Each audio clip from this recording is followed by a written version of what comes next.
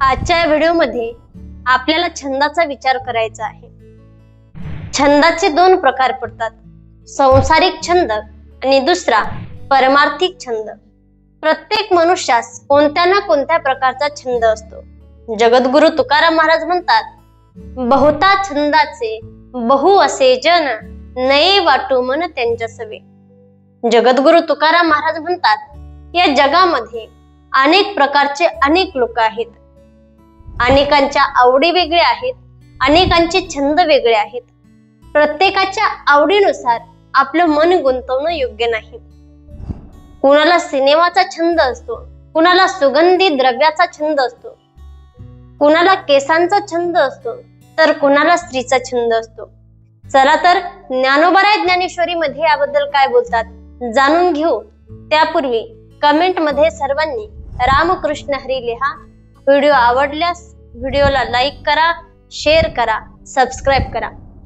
ज्ञानोबराय म्हणतात, काहींना स्त्रीचा छंद असतो, चित्त आराधी स्त्रियेचे, आणि ते चिनी छंदे नाचे, माकड गारुड्याचे होय तैसे। ज्ञानोबराय म्हणतात, एखाद्या पुरुषाला स्त्रीचा छंद लागला की तो तिचं चिंतन करतो, तिच्या म्हणण्यानुसार वागतो। ज्याप्रमाणे एखाद्या गारुड्याचं माकड असेल, ते माकड जसं त्याच्या म्हणण्याप्रमाणे नाचतं, तसा तो पुरुष ते स्त्रीच्या म्हणण्यानुसार वागतो।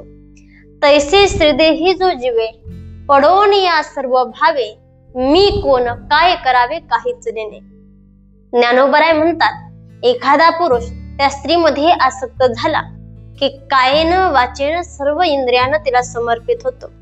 मी कोण आहे आणि मी काय केलं पाहिजे, माझं कर्तव्य काय आहे, याचा त्याला विसर पडतो। काहींना अतिशय घाणेरडे छंद असतात, ते स्वतःचंही आयुष्य बर्बाद करतात आणि त्यांना कोणाची पर्वाही नसते। तुकाराम महाराज म्हणतात, मूर्ख लोकांना लावण्याचा छंद असतो, पारखितो जाणे अंतरीचा भेद, मूढ जना छंद लावण्याचा। काहींना लावण्याचा छंद, काहींना धन संचय करण्याचा छंद। ज्ञानोबरायांनी या बाबतीत अतिशय सुंदर उदाहरण दिले। मदालसा आपल्या मुलांना उपदेश करते, सांडी रे सांडी बाळा, सांडी संसार छंदो, माशिया मोहळ रे रचेला कंदो, झाडूनी आणि किनेला तया फुकटची वेधू, तैसा उपदेश होईल तुझ आनंद। ज्ञानोबराय म्हणतात, मधमाशी मध गोळा करते, पण मध गोळा केल्यानंतर कोणीतरी दुसराच मनुष्य येतो आणि तो मध घेऊन जातो, तिला मात्र काही मिळत नाही। तसे काही पुरुष फक्त धनाचा संचय करतात, पण शेवटी मात्र त्याचा उपभोग न घेताच मरण पावतात। सुभाषितकार अतिशय सुंदर वर्णन करतात। सुभाषितकार म्हणतात, पिप्पलिका अर्जितम धान्यम, मक्षिका संचितम मधु, लुब्धेन संचितम द्रव्यम समूलम विनश्यते।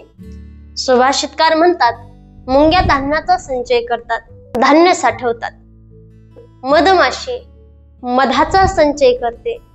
लोभी मनुष्य धनाचा द्रव्याचा संचय करतो, पण शेवटी मात्र त्याचा उपभोग न घेता समूल विनश्यते, सगळं त्या ठिकाणी नाश पावतं आणि याचाही नाश होतो। म्हणून मनुष्याला छंद हा परमार्थाचा असावा। पण महत्वाचा मुद्दा असा आहे, जोपर्यंत संसाराचा छंद सुटत नाही तोपर्यंत परमार्थाचा छंद लागत नाही।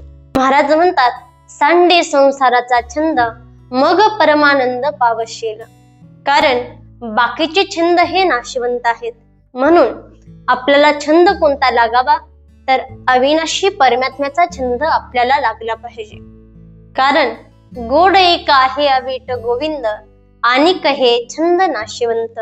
बाकीचे छंदाचा नाश होणार आहे, परमात्म्याचा छंद हा अनंत काळापर्यंत आपल्या सोबत राहणार आहे। आणि म्हणून संसाराचा छंद सोडून परमार्थाचा छंद आपल्याला लागावा। आता 2 नंबर, परमार्थाचा छंद। परमार्थाच्या छंदामध्ये सुद्धा अनेक प्रकार आहेत। काहींना वाचनाचा छंद, काहींना पाठांतराचा छंद, काहींना साधुत्व दाखवण्याचा छंद। उदाहरण, एक संन्यासी महात्मा होते, त्या महात्म्याच्या एका संसारिक शिष्यानं दाढी वाढवली। उद्देश फक्त हाच की लोकांनी मला साधू म्हणावं। साधूंनी मला म्हणावं या उद्देशानं त्यानं दाढी वाढवली. गुरुजींना विचारलं, का रे बाबा, कशासाठी दाढी वाढवली? त्याला काही उत्तर आलं नाही. त्याचं कारण, त्याचा उद्देश फक्त एकच होता की लोकांनी मला साधू म्हणावं. हा साधुत्व दाखवण्याचा छंद. पण तुकाराम महाराज म्हणतात, आम्हाला यापैकी एकही छंद नाही. काहींना तप करून त्या परमात्म्याला प्राप्त करून घेण्याचा छंद. पण तुकाराम महाराज म्हणतात, करोत तपादी साधने, कुणी साधोत गुरांजने. आम्ही नवजोत या वाटा, नाचो पंढरीच्या ओहटा. पावोत आत्मस्थिती, कुणी म्हणोत उत्तम मुक्ती. तुका म्हणे छंद, आम्हा हरिदासा निंद्य. या अभंगामध्ये तुकोबाराय काय म्हणतात जाणून घेऊ.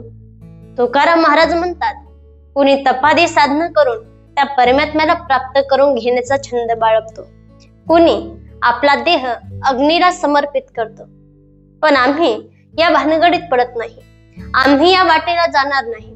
मग आम्ही आनंदाने नाचत गात त्या पंढरीला जाऊ आणि त्या पांडुरंग परमात्म्याला पाहू. तुकाराम महाराज या पुढे म्हणतात, कुणाला आत्मस्थिती जरी प्राप्त झाली किंवा कुणी जर म्हटलं या छंदानं मुक्ती प्राप्त होते, तरी सुद्धा आम्हाला ते निंद्य आहेत. आम्ही त्या छंदाचा स्वीकार करत नाही.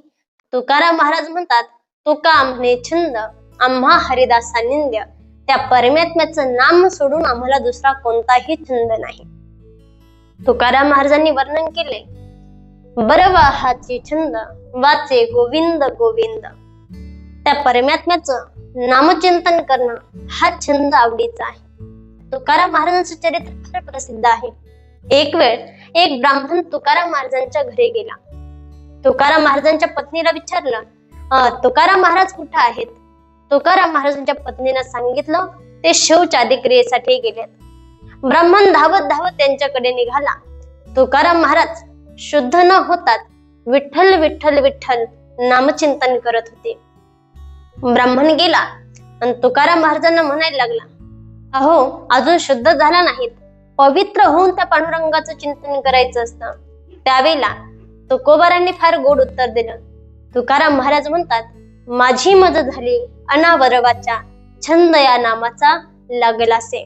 माझी वाचाच माझ्या हातात राहिली नाही, एवढा त्या नामाचा छंद लागला. म्हणून मनुष्याला, या जीवाला छंद त्या परमात्म्याचा लागला पाहिजे. व्हिडिओ आवडल्यास व्हिडिओला लाईक करा, शेअर करा, सबस्क्राईब करा.